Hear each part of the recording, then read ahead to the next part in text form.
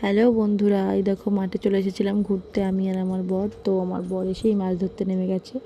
তো আমি বলছি আমার দিকে একটা মাছ ছুঁড়ে দাও। তো দিচ্ছিল মাছ ছুঁড়ে।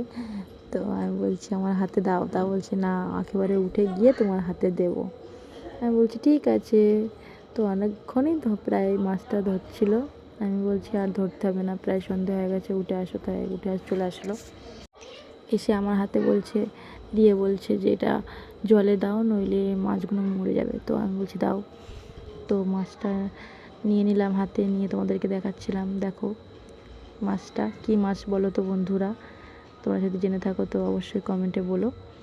তো আমি মাছটা তোমাদেরকে দেখানোর চেষ্টা করছিলাম, মানে গিট্টি খুলতে পারছিলাম না। তো এমনি দেখে তোমরা বুঝতে পারবে কী মাছ। তো এই জলে দিচ্ছি, নইলে না মরে যাবে মাছগুলো, ওই জন্য জলে ছেড়ে দিলাম। সন্ধ্যা হয়ে গেছে, সন্ধ্যেবেলাও মানে বাজারে নিয়ে যাবে বেচতে। তো একটা মাছ ছুঁড়ে দিল।